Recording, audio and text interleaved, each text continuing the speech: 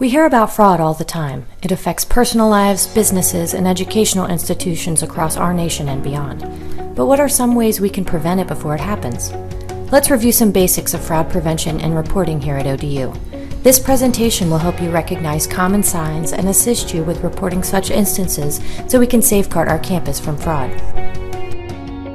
As university employees, we are expected to adhere to the University Code of Ethics at all times. ODU Policy 1002 includes codes stating that we will comply with and maintain strong internal controls, not make any false or misleading entries in the university's records, and report any dishonesty, fraud, or violations when discovered. University Policies 3010 and 3003 also touch on the importance of managing and monitoring these internal controls to ensure they are operating effectively. For more information about our ethics and internal control policies, click on any of the links on this slide. According to the 2014 report to the Nations on Occupational Fraud and Abuse survey by the Association of Certified Fraud Examiners, or the ACFE, education is one of the top 5 industries for reported cases of occupational fraud. The 5 most common types of fraud schemes in higher education specifically include billing, expense reimbursement, corruption including bribery or conflicts of interest, skimming such as cash stolen before it hits the books, and payroll or time reporting fraud. There are 3 conditions that increase the risk of fraud, commonly referred to as the fraud triangle. These conditions include pressure, opportunity, and rationalization. To begin, the pressure condition includes the motivation or incentive to commit fraud. These include pressures such as unexpected financial hardship, divorce, or a personal problem such as gambling or substance abuse. These can happen suddenly or may be gradual, but are common indicators to be aware of if you suspect fraud. Next, the triangle suggests there must be an opportunity present, which is a set of circumstances that make it possible to commit fraud. This may include weak internal controls, no separation of duties, indifferent management, or ineffective monitoring of management, among others. ODU strives to reduce that opportunity for fraud.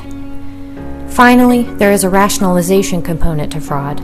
This is what allows someone to justify their fraudulent behavior. Things like perceived fairness, sentiments such as, "I'm just borrowing the money," or "everyone is doing it," help validate the behavior. Just because someone perceives the behavior as righting a wrong does not dismiss the seriousness of any of these fraudulent behaviors. While we are unable to change rationalization or the potential pressure an employee faces, we can prevent fraud by minimizing and ultimately preventing any opportunity to commit fraud. ODU focuses on creating strong internal controls to help us limit potential cases of fraud and protect the university from people affected by the fraud triangle's temptations. So what should you do if you notice or suspect an instance of fraud? Report it immediately. Here you will find a list of contacts necessary to report any fraudulent behavior. If you discover information or circumstances suggesting fraud or misuse of university property or funds, you should contact either the State Employee Fraud, Waste, and Abuse Hotline or the ODU Internal Audit Department. You may also contact the Department of Human Resources, the Old Dominion University Department of Public Safety, the Office of Finance, or University Council. Thank you for your efforts in helping keep ODU a fraud-free zone.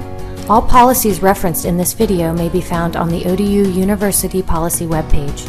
Please don't hesitate to contact the State Employee Fraud, Waste, and Abuse Hotline at 1-800-723-1615 or the ODU Internal Audit Department at 683-6898 with any questions or concerns.